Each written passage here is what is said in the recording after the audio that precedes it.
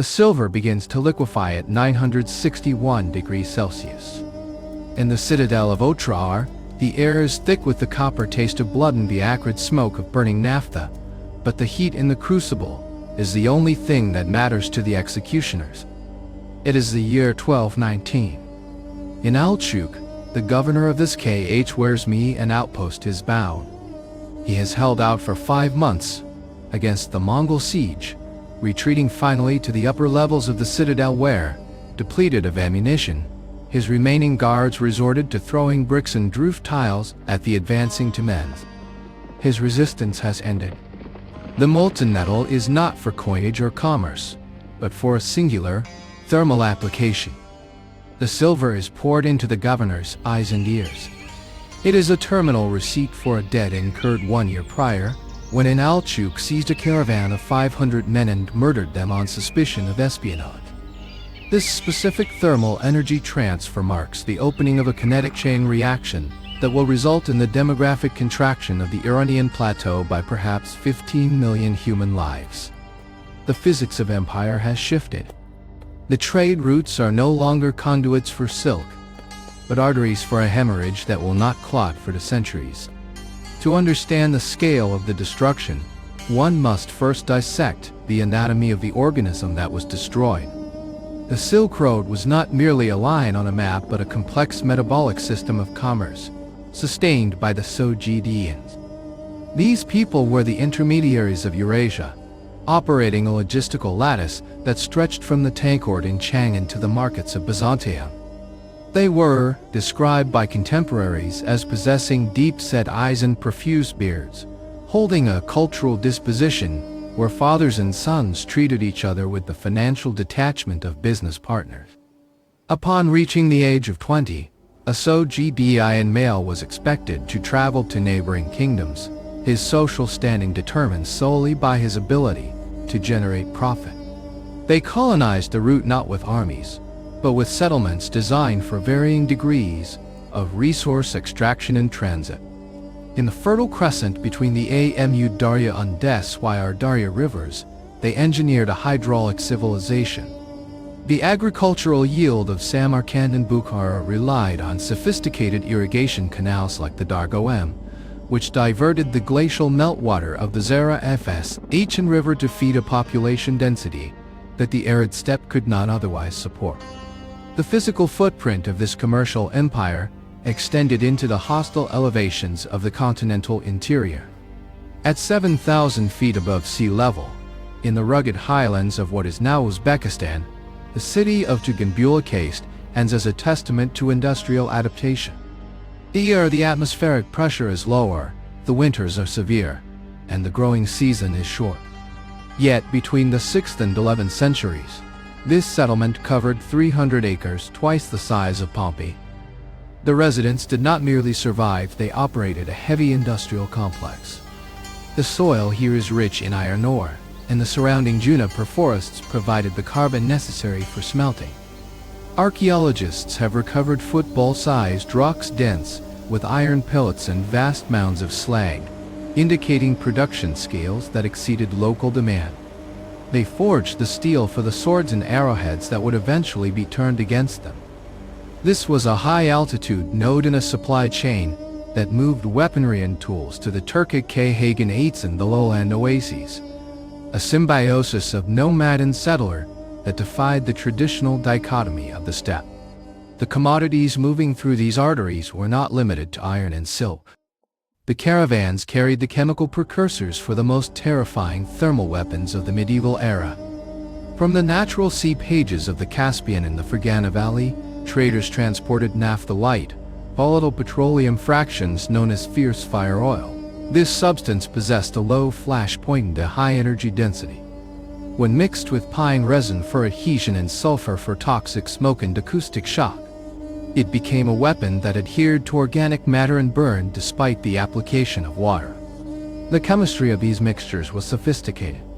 Some formulations likely included quicklime calcium oxide, which reacts exothermic ally with water to generate enough heat to ignite the petroleum vapor, creating a fire that intensifies when doused.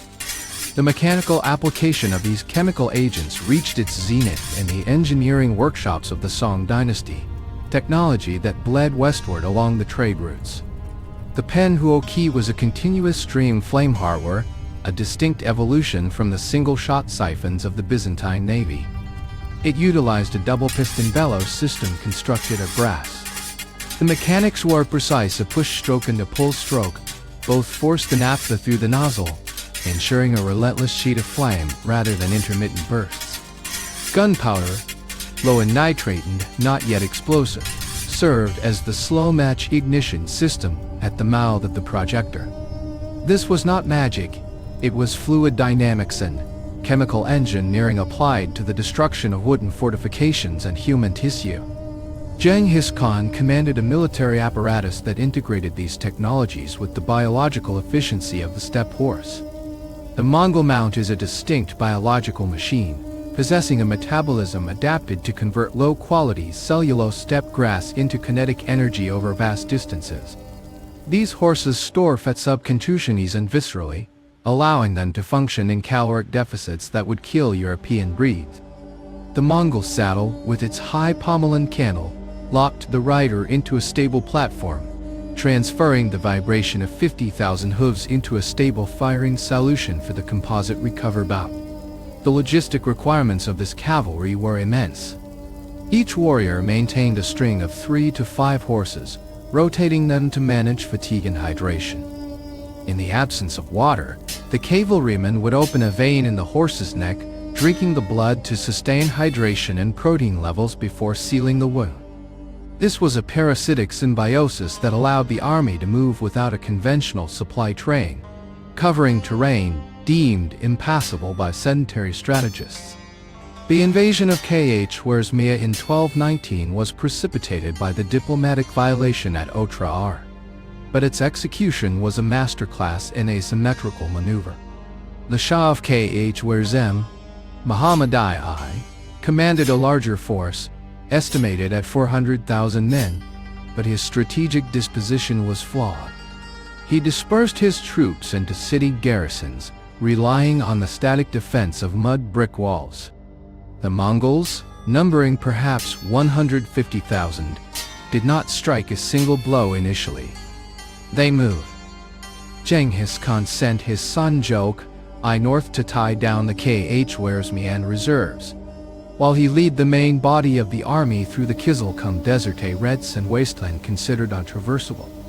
The army moved from oasis to oasis, a navigational feat requiring precise knowledge of water tables and forage rates. They arrived at the gates of Bukhara, and not from the expected eastern front, but from the west, effectively behind the enemy's lines. The shock was total.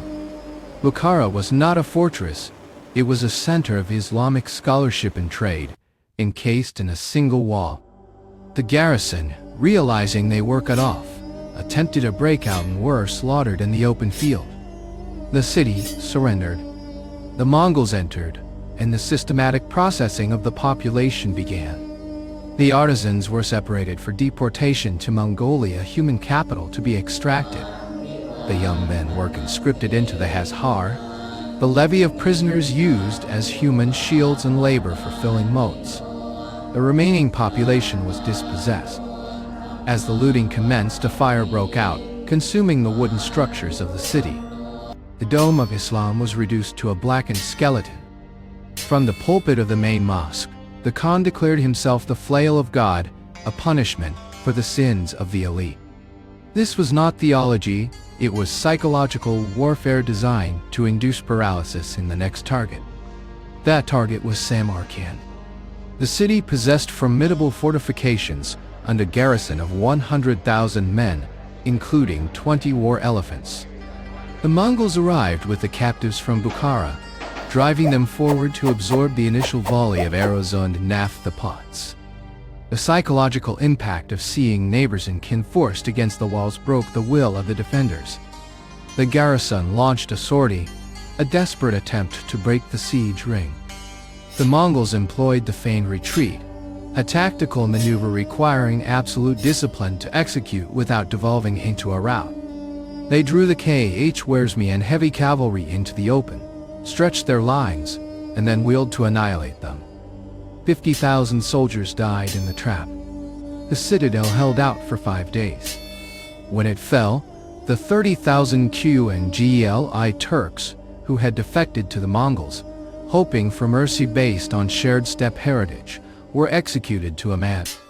The Mongols could not trust traitors, even those who betrayed an enemy. The campaign moved with the relentless logic of a flooding river. The Shah fled west, hunted by the generals Gebyan Subutai. He died on an island in the Caspian Sea, destitute. Wrapped in bedding provided by a sympathetic local, his empire dissolved into ash behind him. The pursuit was not merely a manhunt, it was a reconnaissance in force that laid the groundwork for future invasions of the Caucasus and Russia. The Mongols moved with a velocity that rendered the Khwarezmia and Decision cycle obsolete. Information traveled through the Yam relay system, where riders with bandaged torsos to prevent organ damage from the constant jarring rode hundreds of miles a day, swapping horses at way stations. The Khan knew the movements of his enemy before the enemy commanders knew the location of their own reserves. The apex of physical destruction occurred at Urjektin. This was a city built on the marshy delta of the Amu Darya, a terrain that negated the effectiveness of the Mongol cavalry. The siege devolved into house-to-house fighting, a grinder of attrition that the Mongols usually avoided. The absence of stone for siege projectiles forced them to chop down mulberry trees, soaking the heavy logs in water to increase their mass before hurling them at the walls. The resistance was stiff, fueled by the knowledge of what had happened in Bukhara. When the city finally fell, the rage of the besiegers was absolute. The artisans were enslaved. The women and children were distributed as chattel. The remaining population was marshaled for execution. The chronicler Juvain records that 50,000 Mongol soldiers were each assigned a quota of 24 prisoners to kill. This yields a death toll of 1.2 million. Even if exaggerated, the mechanism of slaughter implies a prolonged, industrial effort of manual violence. To ensure the city would never rise again, the Mongols destroyed the dams on the Amu Darya, diverting the river to flow through the ruins. The water dissolved the unbaked brick foundations, erasing the physical stratum of the city from the earth. In Khorasan, the Khan's son Tulu, they presided over the annihilation of Mervan Nishaper. At Nishaper, the death of the Khan's son-in-law, Tukuchar, by a stray arrow mandated a sentence of total extermination. The order was given that no living thing should remain, not even the dogs and cats. The city was dismantled, its walls pulled down, its irrigation systems breached.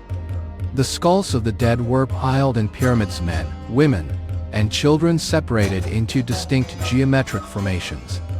This was not sadism, it was policy.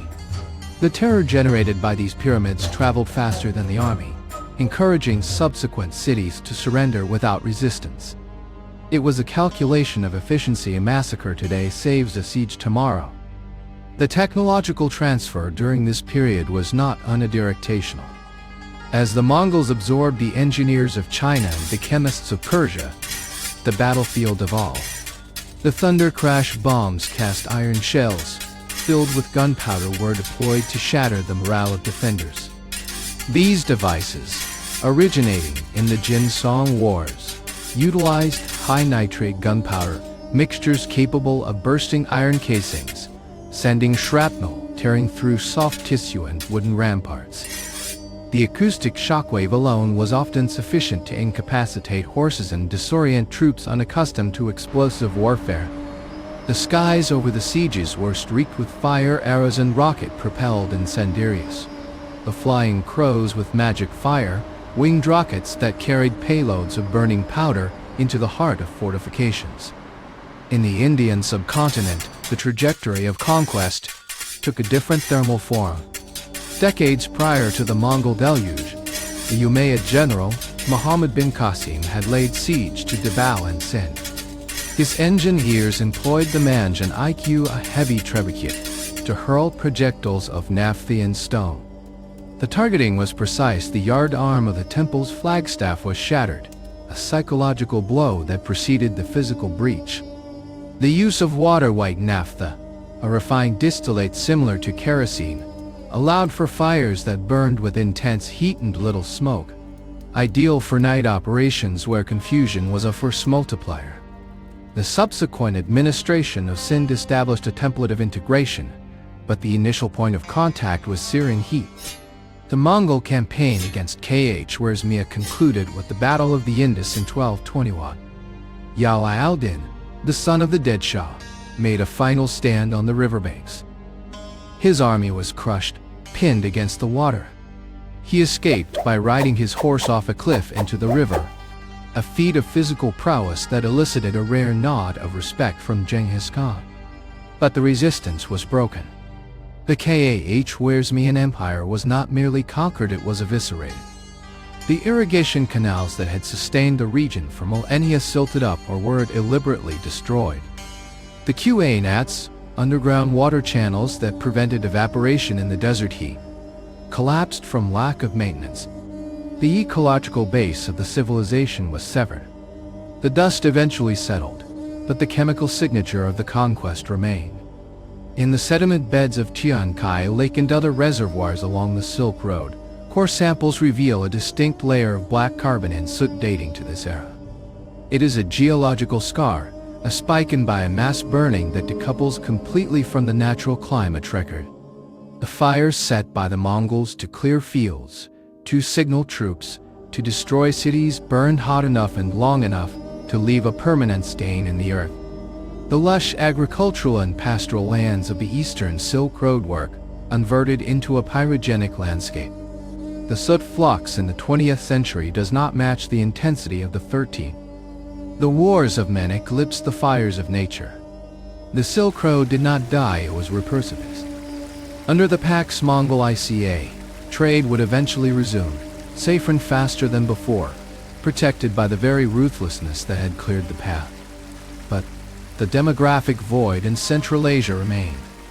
The great cities of the Zara FSH and the Amu Darya were eventually rebuilt, but the continuity of the Sogdi Ayan culture, the intricate web of Zoroastrian raiders, the cultural bees was severed.